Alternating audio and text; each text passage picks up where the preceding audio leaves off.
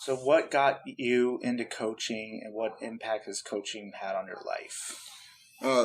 I can't, getting into coaching was really an accident. Somebody invited me to help out with the team, their youth basketball team, recreational basketball, and that was my first entrance into coaching. And I was terrible at first and didn't want to ever do it again because I lost every game. I think I won one game, but definitely felt like I did a horrible job and wasn't any good at it, but I was invited back.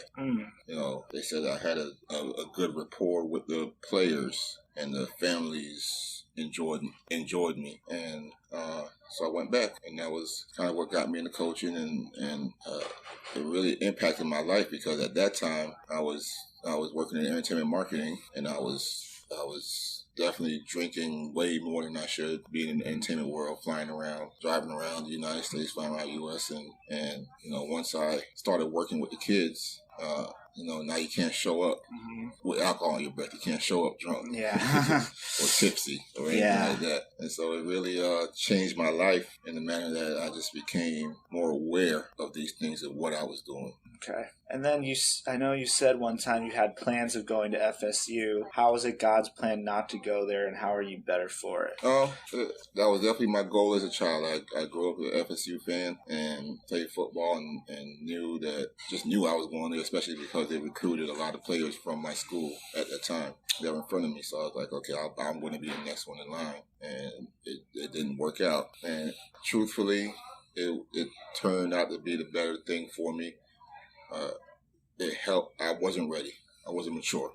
I was just a good athlete, a smart student, but not mature at all. And, to still do something with myself, I joined the military, and that helped me to mature in the way that I needed to, and started to give me the tools that I need to be a better man. Okay. Just growing to manhood. All right. Well, how long have you... Well, before I go to the next question, I know Romans 8:28, that's a big verse for you. Yes. Like, how do you feel like God used that you didn't go to FSU, and how did he work all things together for good? Well, I didn't see it until later in life and really understand it. Because even through, yes, the military helped me, and I still have my downfalls and my slippages here, from being injured in the military to at one point being homeless. And, I even lost my home, and to all of it helped me to just grow in a different way. And so as I was really, growing my relationship with the Lord, Romans 8:28 stood out. It just jumped out of the Bible to me. All things, which made me realize that all things. It didn't say, the good things. It didn't say the bad things. It says all things. So even, the good, the bad, things that you think don't matter, all things work for good. Those that love the Lord and are called according to his purpose. So when you start to live for the Lord, and you realize that these things happen to help to grow you, and it really grew me in so many ways, and that to understand that all things that word all is such a powerful word. It's such a powerful word. It's one of the most powerful words because you can't take anything out. That means you can't exclude just the things you like. You can't exclude just the things that you that make you comfortable. Right. From a car accident to an injury to to winning $1 million, to getting married, to having kids, to getting divorced, any of those things you go through. If you truly love the Lord and call according to his purpose, it will work for your good, and it will lead you to where you will benefit so much more. And it's, to me, it's like when you do that, so many people are turned away from Christ because they say, "Oh, we got to die to get to heaven." But I realize that we are to bring heaven here. We are to do our best, and it's not the the idea of the streets of gold and the never gets dark type of heaven. It's the heavenly living to where hey, it's good. Yeah. It really is good. Right, yeah. In that heavenly living, and all of a sudden you realize, I have enough. Jesus is enough. Jesus is enough. I have enough. Right. When you say, okay, I don't have, $10 to put in my gas tank, but you have enough gas. Yeah. It's funny how that works. Right. And you say, okay, and you learn. I realized that, from the things that I saw as disappointments, failed relationships, or not getting that job, or like I say, even getting injured, or getting hurt. It strengthened me in so many ways. Okay. And I realized that Jesus is enough. And I have everything, and I have heaven on earth. Yes. Not the heaven that there will be no pain, and it's heaven in inside. In your per soul. Yes. Yeah. Yes. Yeah. And you have that heaven. And there's frustration here, but you get frustrated, and you talk to the Lord, and the Lord's like, hey, did I tell you all things? Yeah. And you say, yes, God, you did. You did. Yeah. Man. So Romans 8:28 through 29, that is my life verse. Yeah, same. Yeah, it's one of my favorites. And then, how long have you been coaching for? Oh, well, ever since I stumbled into it, like I said. Right. It's now been 10 years, 11 years. Wow. No. This year makes 12 years. Wow. 12 years I've been coaching. I started out in recreational basketball. And that's a whole trip of you're coaching kids that can't dribble. Yeah. Once. Don't know anything about basketball. Right. And you have to find a way to encourage them. Find a way to, parents put their kids in those just to, have something to do. Right. And then, so I did that first, and then somebody invited me to coach football. And I was like, no, I ain't doing that because I still have my entertainment company. Okay. So I have my marketing company. So I was like, no, I'm good on that. Yeah. But then, I finally agreed and went over to that and started giving my time to football and, that commitment. And, was coaching Little League football. And in the process, I was still coaching basketball. And then I met a gentleman that he said I should probably, I'm wasting my time in recreational basketball. And I started coaching travel basketball. And, and people started paying me to coach basketball. And then, like I said, coach Little League football. And somebody came and offered me a job. Wow. It's like I was doing things for free because I was enjoying it and working with the kids. Yeah. And money found me. And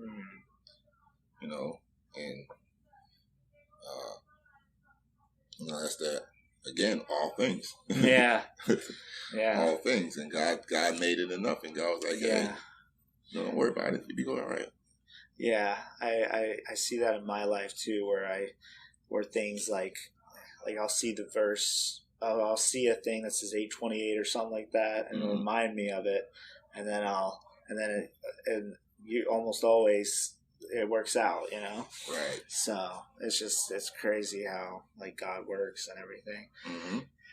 And then, what made you want to join FCA? What impact has that had on you? Well, joining FCA was very funny. My childhood friend, a guy that I've known for almost 30 years now, he joined FCA first. Desmond Cook. Okay. He was first a member of FCA, and he was doing a lot of things with FCA, and he asked me to just help him with a huddle. And my help at that time, he just asked me to go and pick up the pizzas. Okay. I was like, okay, I could do that, you know, Yeah. because he was running behind. So I went and ran the pizzas, Okay. you know, dropped him off at the school and saw the huddle that he was leading. Mm-hmm. It was Forest Glen Middle School. Okay. And so I saw the huddle he was leading and, you know, sat through it and was really touched again by the kids. Oh, really? Yeah. You know, being in there and you know, getting the word. And I knew, you know, that was something that I would like to be a part of. Mm. And so I became more active and I, you know, started as a volunteer. Yeah. And volunteer for several years. And, you know, I didn't want to fully commit because I was coaching full time, you know, had a young son. Right. And so it was like, you know, how do I commit myself more time? More time, you know, so I didn't want to really come on full time, you know, to do it. Cause I was like, well, you know, I don't want to take away and lose from what I'm doing, you know. And again, God just continued to provide, you know, just, you know, led me to a place where, you know, so I started just doing more and more FCA things. I was like, well, still had time for this. Yeah. You know, I didn't miss out on that. And I'm doing it.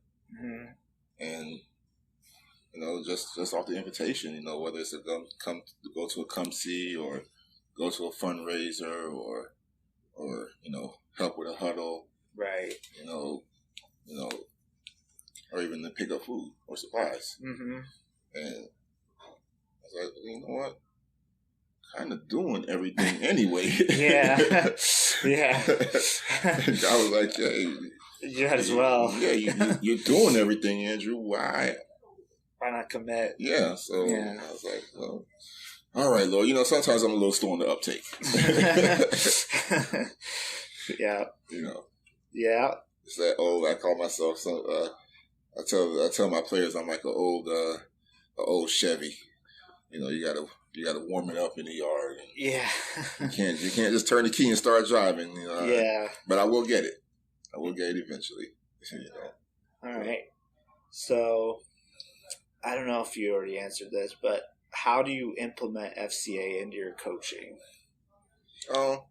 With the FCA, and I'm fortunate that I'm coaching at Calvary Christian Academy. Right. You know, so we do a lot of things that are, you know, we coach from a biblical standpoint. Right.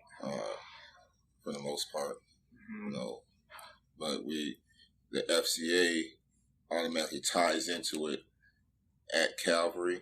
So majority of my coaching is that, but now I've been you know, like I said, God lines everything up. Yeah. Because I just recently was granted the opportunity to be, you know, one of the directors for youth basketball in the city of Pompano. Oh wow!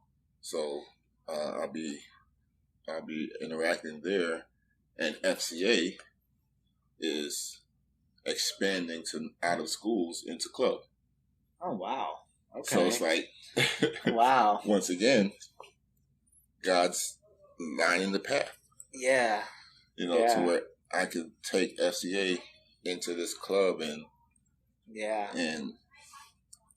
use those tools. It's just, it's funny how God works, where it'll be like, you know, like if it's meant to be, it's going to happen, you know, like if it's His will, nothing's going to stop that. Yes. And, you know, I've seen it in my life too, where it's like, it's really amazing, like how it works and everything. But, so my next question, who inspires you the most and why? No, that's a good question. That's a very good question. When I read it, I was looking at it and thinking like, wow. Well, because you know, it's funny because if you ask me next week, it might be a different answer. Yeah. But currently, right now, it is my son. Wow. Okay. It is my son, Aiden. Okay. He inspires me so much because I myself am teaching him a lot of the things that I didn't know. Right. You know, and helping him to understand the love of the Lord. You know, and when I watch him, because he played football for the first time last year himself, and when I watch how he handles it based on what he's learned. Yeah. You know, not getting the playing time that he wants, but understanding that God got it. Yeah. You know, that he has to walk, because, you know, he's playing with kids, you know, that's been playing for 3 years.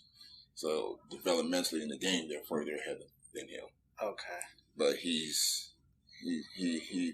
has such a spirit in him of joy and reverence, and knowing that, you know, God got it. And like I said, I teach him, and we do our bedtime Bible study and everything like that. Mm-hmm. But it's really God doing the work in him. Mm-hmm. Because he wants to do it. You know, we were at a basketball game the other night, Saturday night, and you know, got to halftime, and actually this happened twice, 2 separate occasions on Saturday night. Mm-hmm. And he looked at me, he said, "Daddy, we have church in the morning." You know. Wow. So, you know, he was willing to leave the game. Even though he's enjoying the game. Yeah. He knew, hey, we got to get to bed, so we can get up for church. And, you know, to see that. Yeah. In an 8-year-old. You know, how can I not? Yeah, right. You know, where I can move on my own. You know, he still has to rely on other people to move. You know, he can't get up and go on his own. Right. He still has to, you know, mom has to take him, dad has to take him, you know, everywhere he goes. But for him to be like, hey, and we listened to the game on the way home in the car, you know, listening to it on the radio. And it was just so, it is inspirational when I look at that. Like I said, you ask me this question again next week, it may be another answer, you know, because I've been fortunate to talk to different people and inspire you. Yeah, right. Yeah. At different times. But right now, and because that's so fresh, it just happened Saturday. Yeah. It's like, why can't I not? Yeah. You know, how can I lose focus when an 8-year-old that can't focus on anything?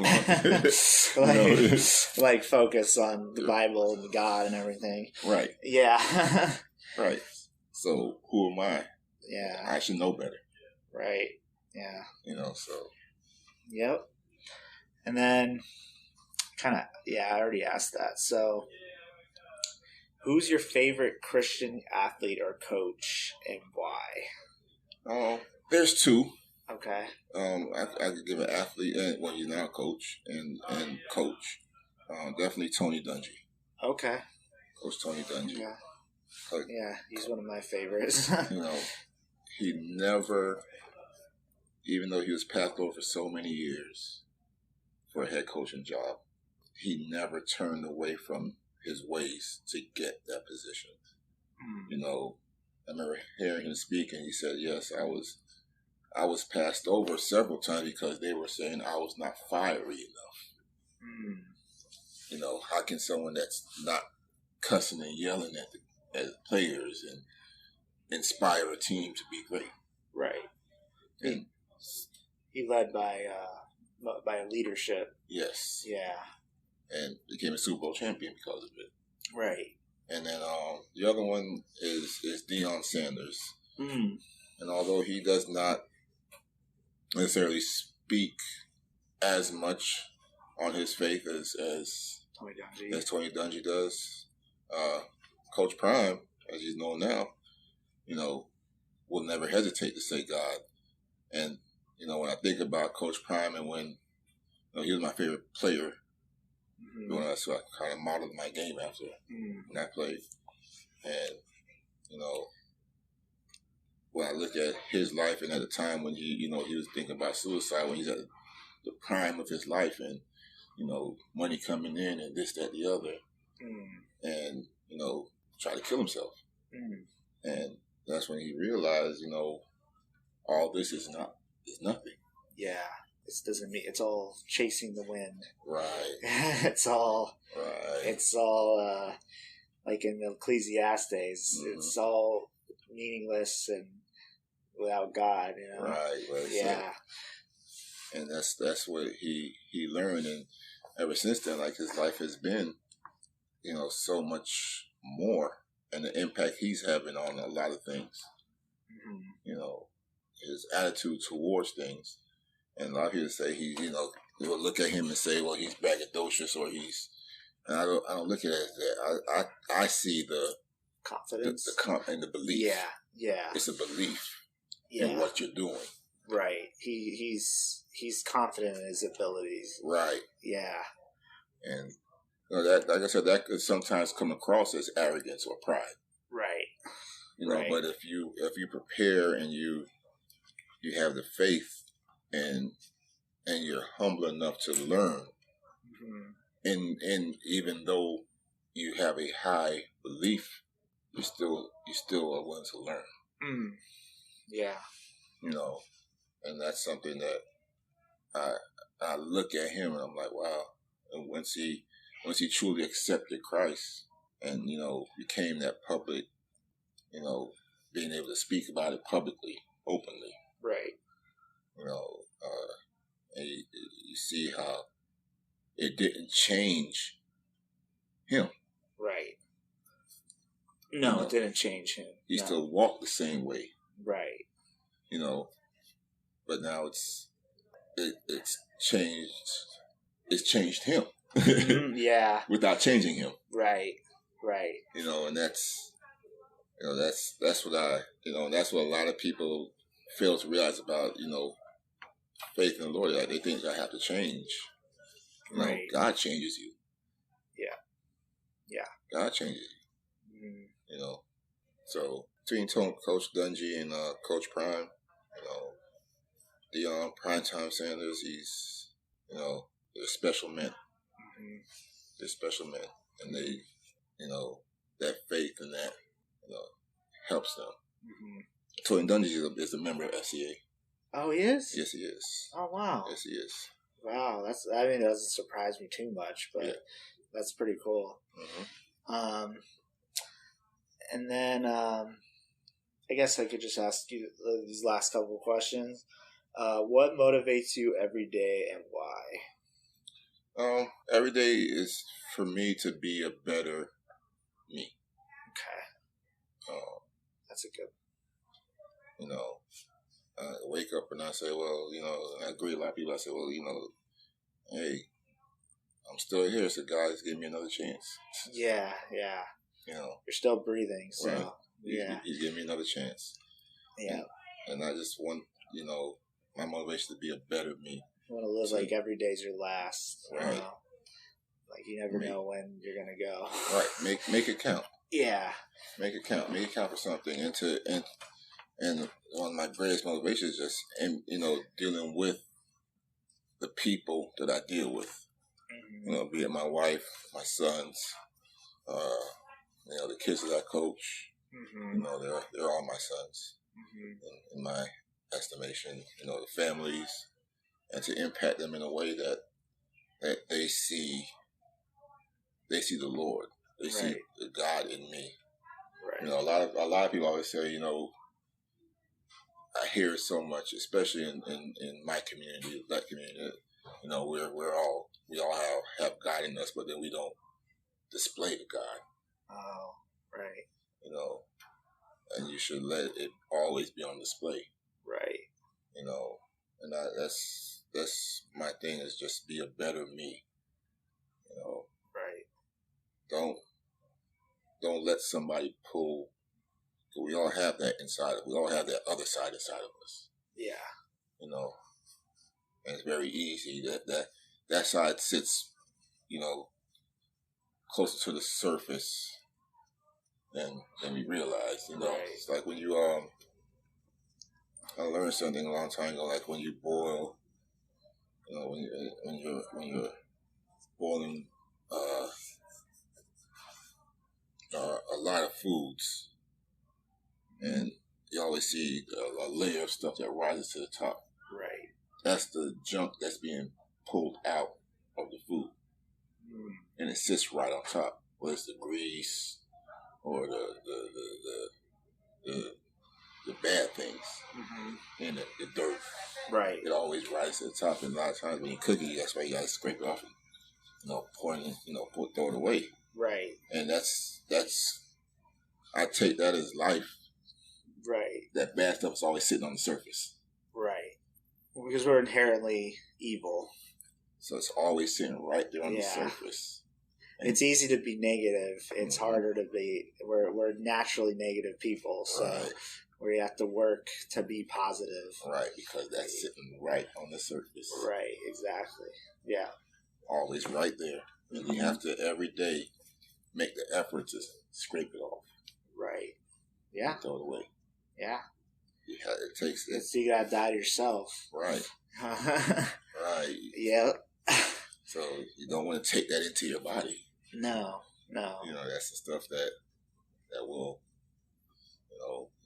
if you let it sit there, it ruins the food. Right, right, yeah. It ruins what you're cooking. Yeah. Makes it unhealthy. Right, exactly, yeah. Turn the pot off, it sinks back down, it's back inside of you, it's deeper inside of you, and it's harder to get out now. Yeah, exactly. And now we're sitting here, poisoning ourselves. Yeah.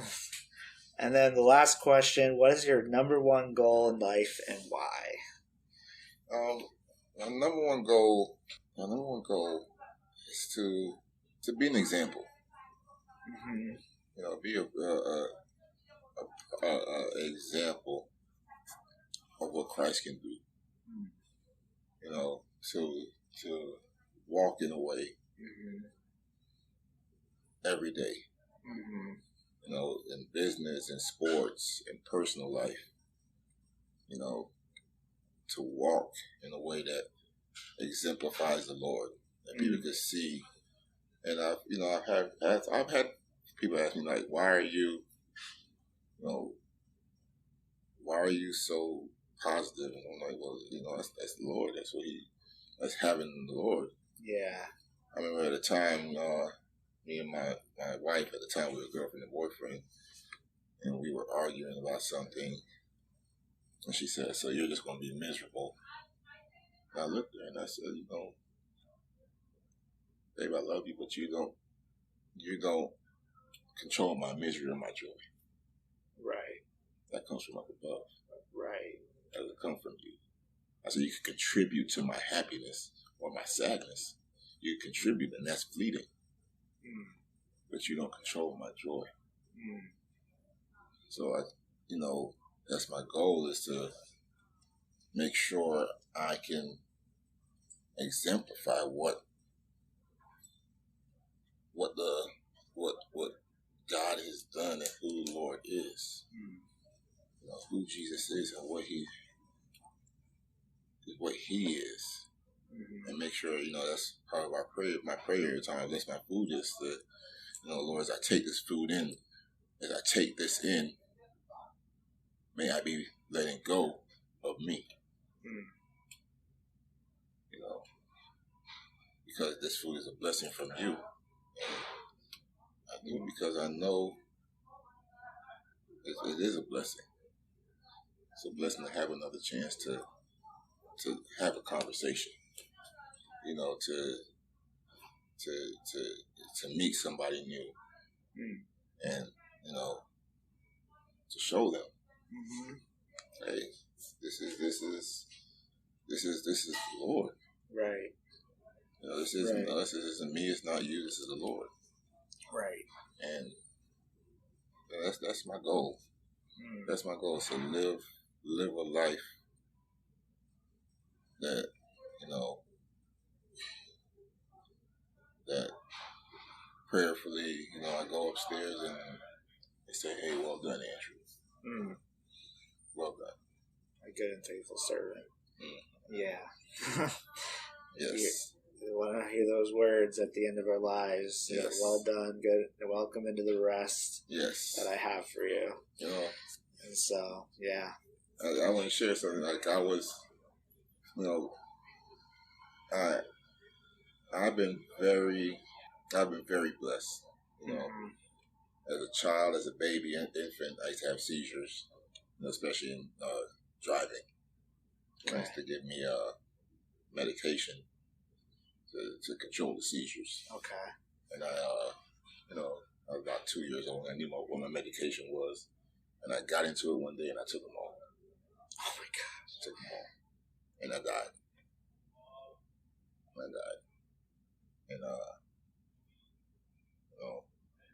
it was back in Jamaica, and there, it's not like here where hospitals are, urgent cares and everything are 5 minutes away. One of my neighbors just happened to come in and saw me on the floor, and he rushed me to the hospital, and they were able to pump my stomach, revive me, pump my stomach, and I never had another seizure again. Wow. Never had another seizure again. And then another time, and I remember this so clearly, that I was 7. I got hit by a car, and that's my second time dying, being pronounced dead. And I just remember at that time just seeing just a glow, just white. Felt like I was forever. Like, time had passed forever. And and God, and I just remember hearing a voice that you got to go home. You got to go back. You're actually not home, but you have to go back. And I woke up 4 days later in the hospital, and they had me in the bubble, in the bubble, because I was so a car hit me, and I was so damaged and everything, and it was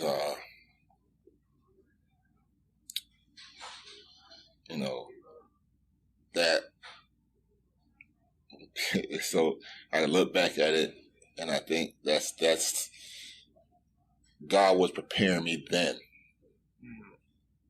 because at 7 years old, I had to go through all kinds of therapy, all kinds of physical therapy. I had to eat baby food. I couldn't digest regular food because insides were so messed up and torn up, and I had to learn how to walk again, and had to go through intensive. I was in a full body cast from my armpits all the way down to my my ankles, and God was preparing me. I was giving me tools, because through that period of just going through therapy and exercise and having to exercise and for so long and so hard and so intensive and crying and not wanting to do it, and that's what made me a better athlete, which then set the stage for everything else. And it's like God was preparing me then, and seeing death and looking back on it, and it's like knowing the peace that comes from death. Because as a child, you don't know, but that peace and like, now, although I did so many things, but knowing now that there was a plan, God said you have to go back. And do I know the plan? No. But the plan was here. And so I have no choice but to praise Him. To praise Him. I don't share that story often because, a lot of people don't understand Yeah. that.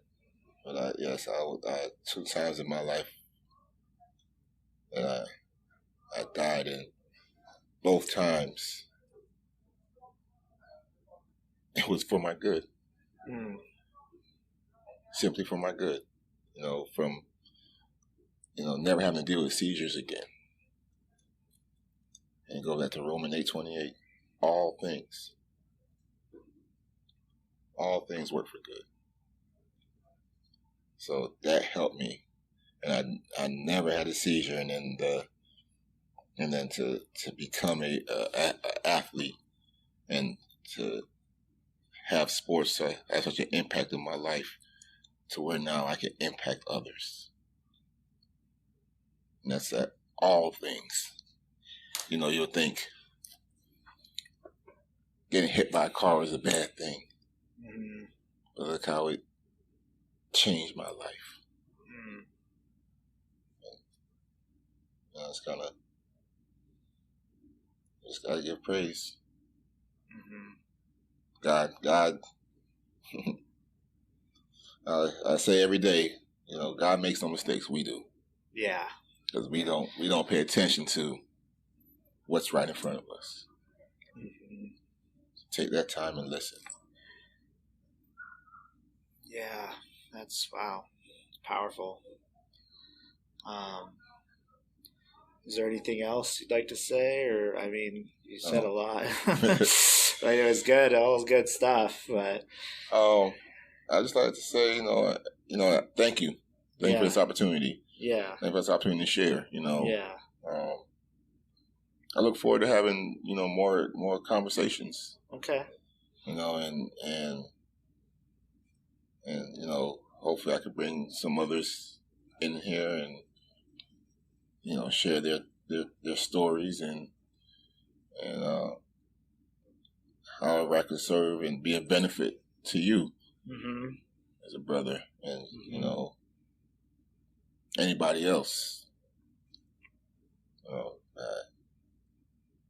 I'm here, and anybody out there that's listening, just understand that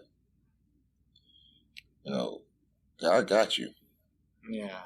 God got you. Terry said, I got your 6. Well, God got you all the way around.